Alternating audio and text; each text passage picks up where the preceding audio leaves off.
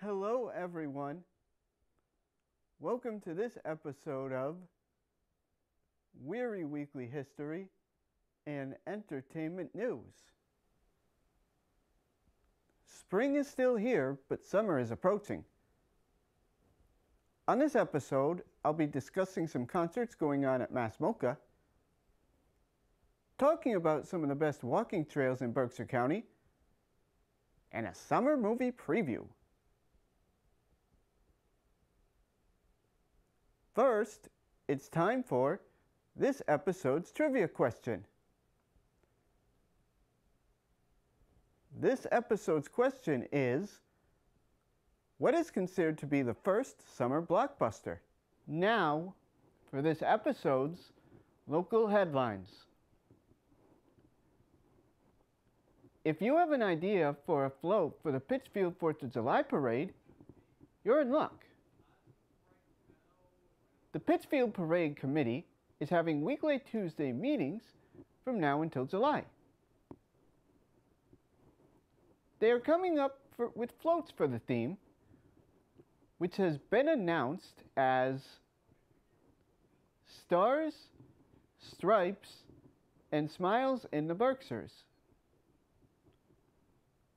July 4th this year falls on a Tuesday. Meetings take place every other Tuesday. They are located at the Polis Club at 32 Bel Air Ave in Pittsfield. For details, visit pittsfieldparade.com. Speaking of Pittsfield, the city is currently looking for North Street ambassadors. The Downtown Pittsfield Ambassador Program is a partnership between Downtown Pittsfield Inc., or DPI, the City of Pittsfield Police Department, and the Berkshire Region Transit Authority. The program addresses increased visitor presence during the summer and helps to relieve the demand on police presence downtown. The job is twofold: customer service and safety. Ambassadors walk in pairs along North and South Streets between West Housatonic Street and Berkshire Medical Center, as well as First and McKay Streets. The ambassadors wear a distinctive, bright t-shirt identifying themselves as official representatives of Pittsfield and greet everyone with a smile.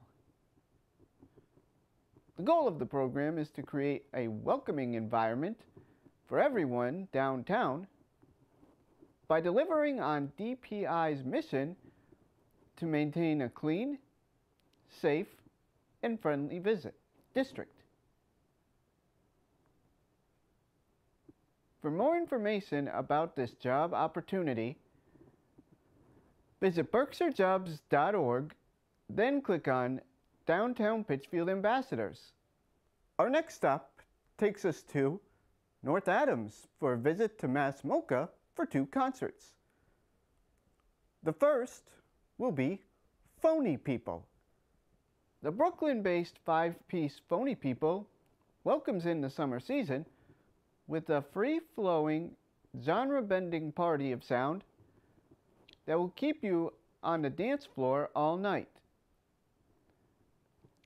Classically trained, but steeped in funk vibes, the band has performed with the likes of Erykah Badu, The Roots, and Jill Scott, blowing minds and spreading joy wherever they play with their infectious mix of hip-hop, jazz, R&B, reggae, soul, and rock.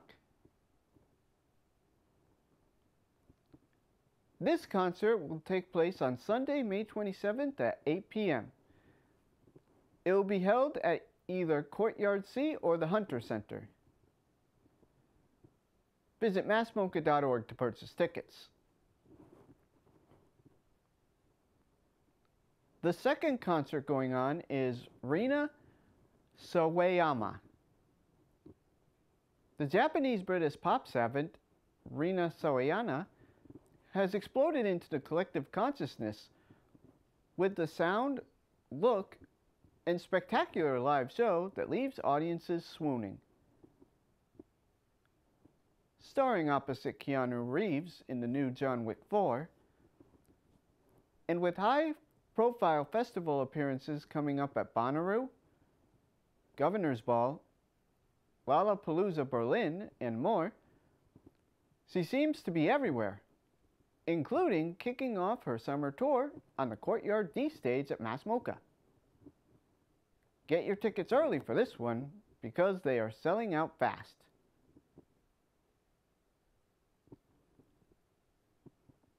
This concert will be performed on June 9th, a Friday, at 7 p.m.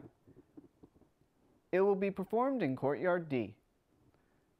Again, visit massmoca.org to purchase your tickets. Speaking of concerts, our next stop is the Colonial Theater in Pittsfield, where folk musician Tom Rush will be performing. Tom Rush's impact on the American music scene has been profound. He helped shape the folk revival in the 60s, the folk rock movement of the 70s, and then the Renaissance of the 80s and 90s.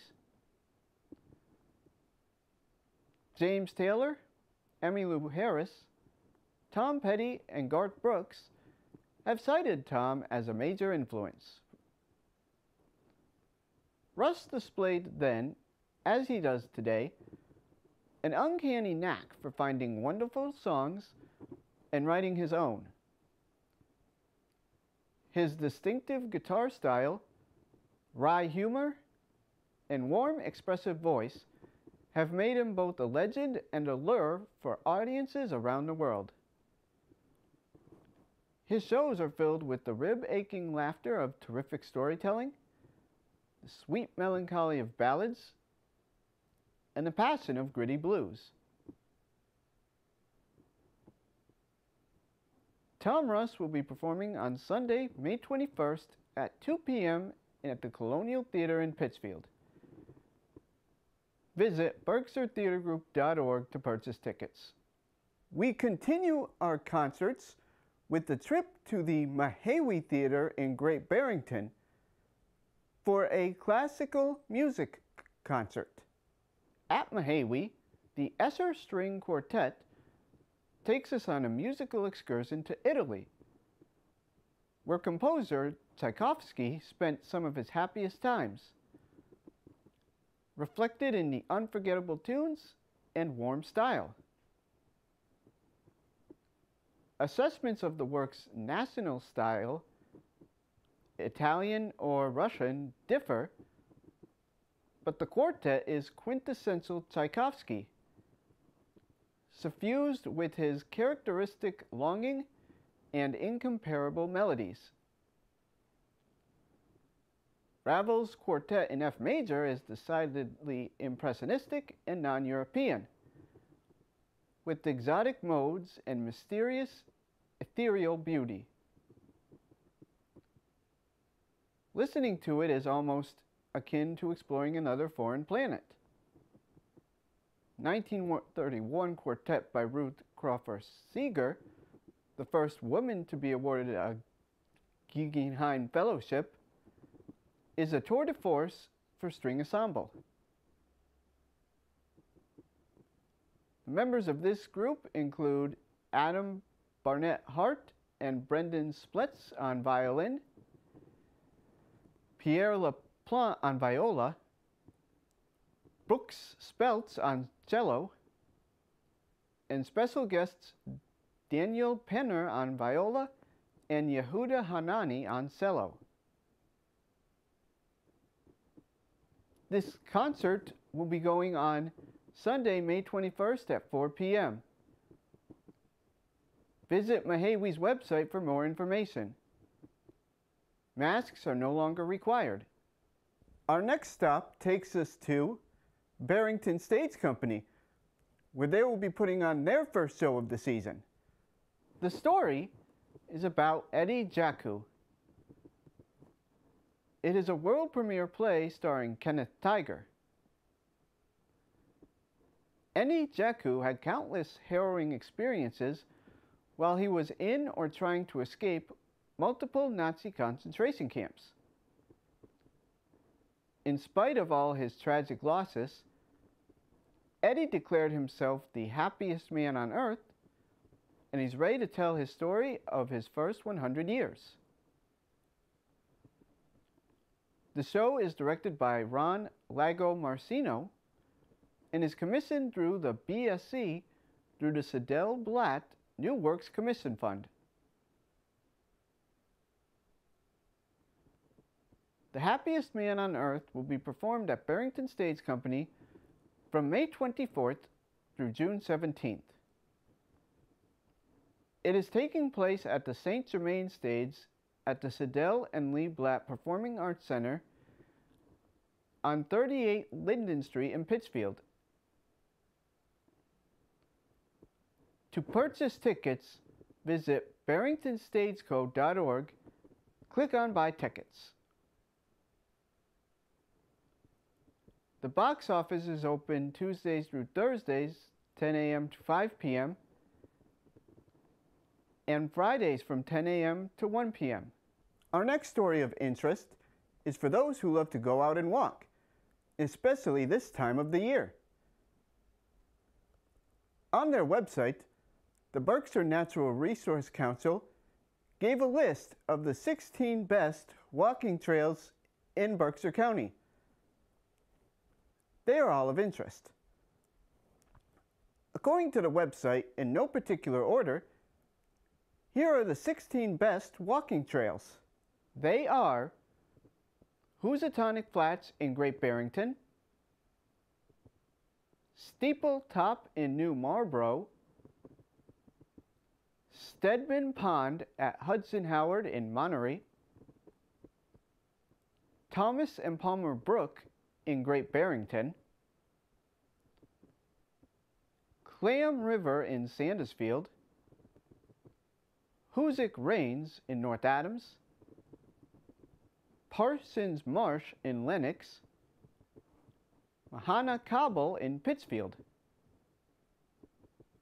Bob's Way in Monterey and Sansfield, The Boulders in Pittsfield, Dalton, and Lanesboro, Old Mill Trail in Hinsdale and Dalton, Alford Springs in Alford, Basin Pond in Lee, Stevens Glen in West Stockbridge and Richmond, Olivia's Outlook at Yolken Ridge South in Lenox, Richmond, Stockbridge, and West Stockbridge, and Hollow Fields in Richmond. As stated at the beginning of this segment, this list was only 16 of the trails, and doesn't even begin to describe the wonders of walking trails in the Berkshires. Our next story takes us to yet another concert, but to a destination that hasn't been mentioned here yet on WWHEN. Bell Tower Records in North Adams is one of the most under-discussed places to buy music in Berkshire County. Bell Tower Records is located at Norrad Mill in North Adams, just down the road to Mass MOCA. It used to be the home of the Tunerville Trolley, who were in the Norrad Mill for over 40 years. Bell Tower record owners Wesley Nelson and Andrea Belair opened for business there in October of 2018. As for the concert, musicians Samara Lubelski and Marcia Bassett, who are local indie rock icons, will be performing there with a collaboration with the Clark Art Institute. It is sure to be a big show there.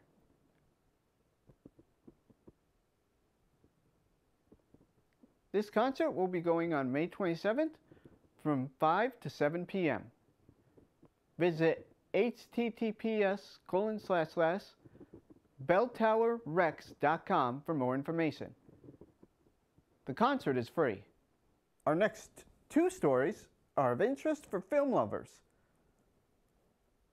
The first is the 17th annual Berkshire International Film Festival.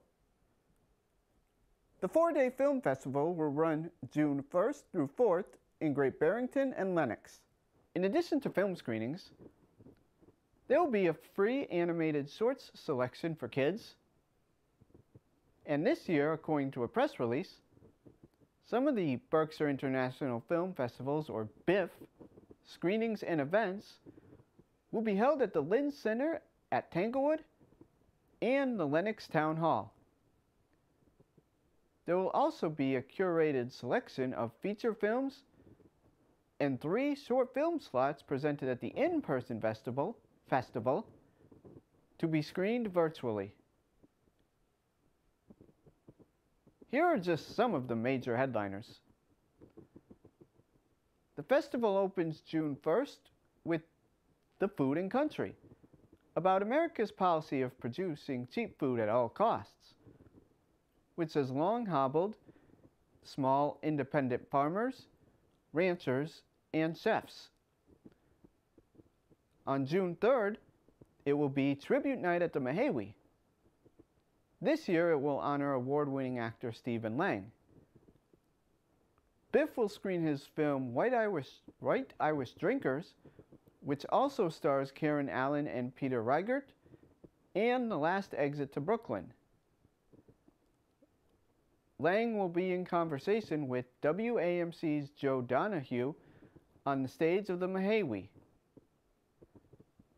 Sunday, June 4th will be closing night at the Wehry with the Sundance hit documentary, It's Only Life After All, about the acclaimed folk rock duo the Indigo Girls.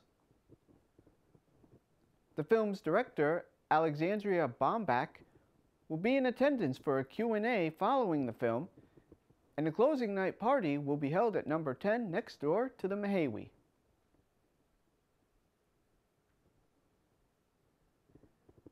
For the full schedule, visit biffma.org.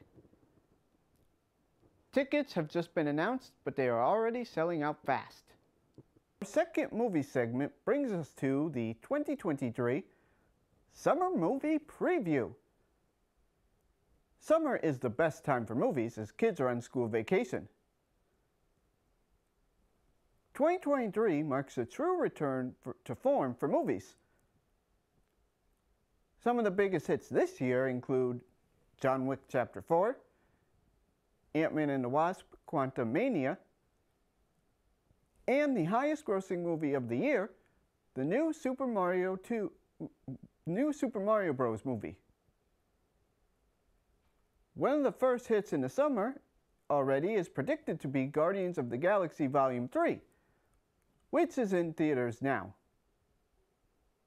This episode of WWHEN went to press before box office totals were finalized. But you can assume, based on Marvel's history, that it's a hit. Before starting the summer preview, there are 2 things to point out. 1. Only movies premiering in May, June, July, and August will be discussed. And 2, only movies playing in theaters will be discussed, as it's important to support your local movie theaters, even as the number of local ones continue to decrease.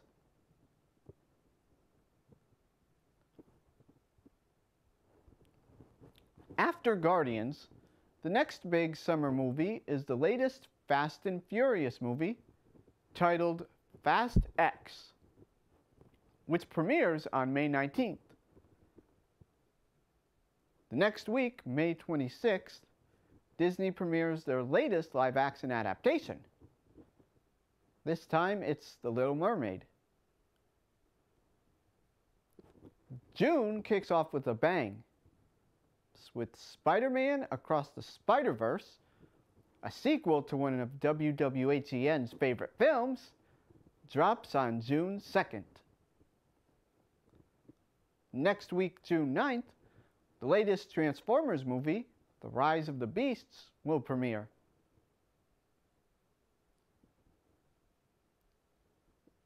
June 16th is going to have an interesting battle. The much-troubled adaptation of the DC film The Flash will be going up against Pixar's latest film, Elementals. July 7th marks the premiere of the latest Conjuring movie. This one is Insidious: The Last Door. The next week, July 14th, marks the much-delayed, due to COVID, Mission Impossible: Dead Reckoning Part 1. On July 21st, director Christopher Nolan will premiere his latest film, Oppenheimer, a World War II drama.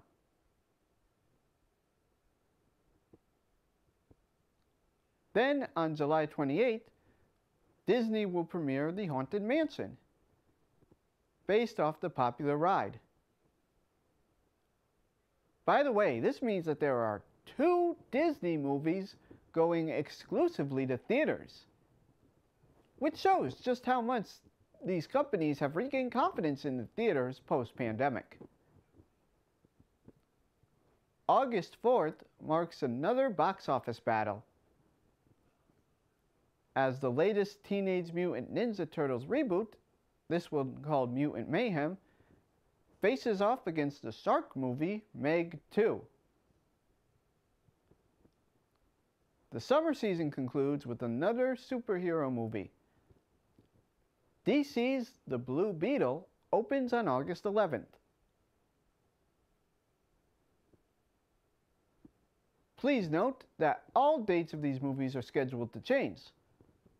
But this is no longer due to the pandemic, but rather economic issues, direct movie competition, or, as I will be discussing in my next episode, the writer's strike.